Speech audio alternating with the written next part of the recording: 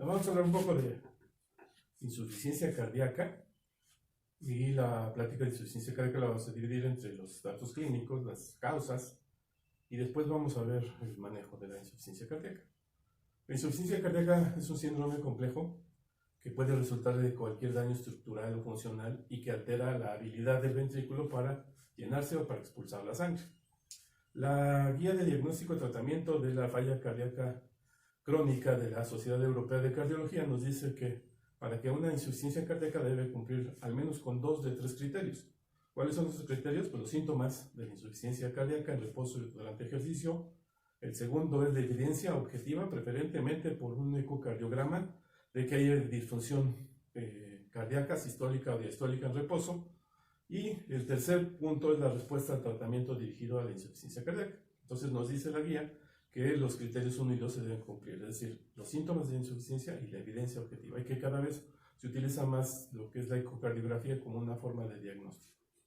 Braunwald dice que la insuficiencia cardíaca es una situación en la cual el corazón es incapaz de mantener un gasto cardíaco adecuado para los requerimientos metabólicos y el retorno venoso de los pacientes.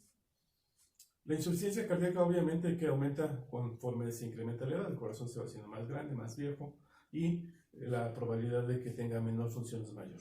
Es la causa más frecuente de hospitalización en los pacientes de edad avanzada, en los ancianos, y la mortalidad es muy alta cuando ya la insuficiencia cardíaca está en una clase 4, que es una clase avanzada, en donde ya hay evidencia de un daño importante. ¿Cuáles son los factores de riesgo para la insuficiencia cardíaca? Pues principalmente la hipertrofia ventricular izquierda a consecuencia de la hipertensión arterial, el envejecimiento que decíamos, la enfermedad coronaria, que es una de las causas más comunes, la diabetes, la obesidad y el tabaquismo, que son de esos mismos factores de riesgo. ¿Qué es lo que pasa en insuficiencia cardíaca? Pues hay una sobrecarga de volumen, sobrecarga de presión, una pérdida de la función del miocardio que disminuye la contractilidad o restricciones al llenado. Las causas más comunes, como decíamos en las causas más comunes de insuficiencia cardíaca, pues es la enfermedad coronaria. El paciente que tiene un infarto del miocardio no se tromboliza, no se le hace cateterismo o angioplastia, y ese paciente termina con una zona del miocardio con daño, con necrosis. Y esa parte de la necrosis va a generar que tenga menor función del ventrículo, y eso es lo que nos lleva a la insuficiencia cardíaca. Otras causas, pues la hipertensión en el paciente que no se controla adecuadamente, es una hipertensión arterial mal controlada, mal manejada, y otra causa también común es la miocardiopatía.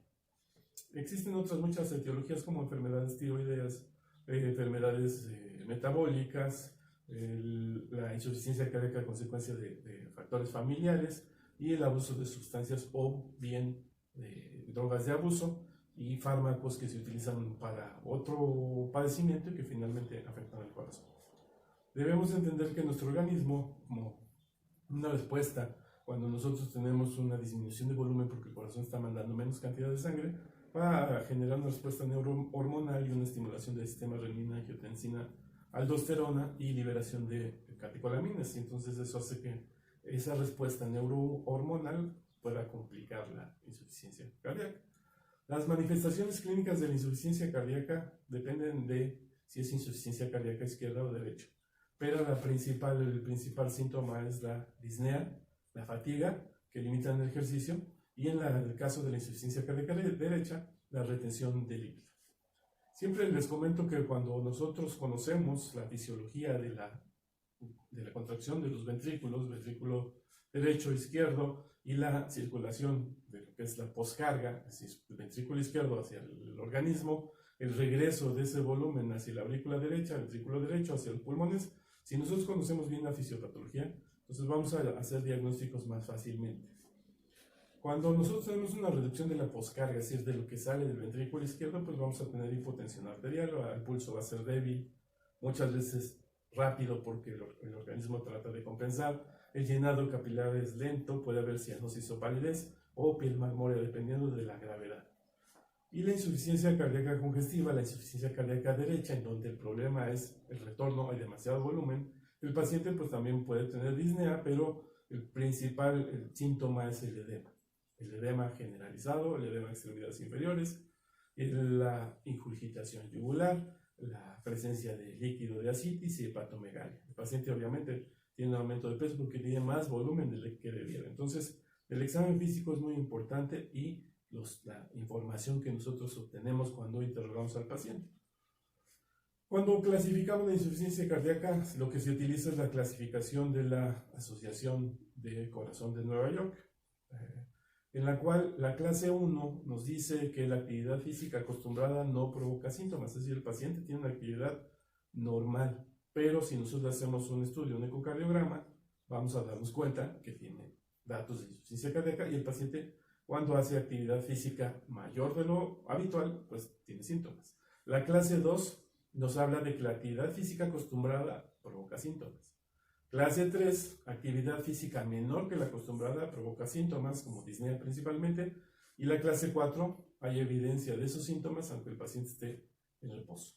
Cuando nosotros evaluamos a un paciente con insuficiencia cardíaca aguda, por ejemplo, por un infarto de miocardio, utilizamos la clasificación de Killipi-Kimball, que se utiliza como una evidencia de falla en el momento agudo, ¿sí? Killipi-Kimball la clasifica en 4 grados. El Killipi-Kimball 1, el paciente no tiene insuficiencia cardíaca, no tiene estertores, no tiene disnea, el paciente, a pesar de que pueda tener un síndrome coronario agudo, no tiene evidencia de falla cardíaca. Killipi-Kimball 2, ya hay presencia de estertores en las bases de los pulmones, el paciente ya tiene algo de insuficiencia respiratoria. Y Killipi-Kimball 3 es un paciente grave en el cual ya hay evidencia de edema agudo del pulmón, entonces ese es Killipi-Kimball 3. El Killipi-Kimball 4 es un paciente con choque cardiogénico en el cual la mortalidad incluso puede ser mayor a 90%.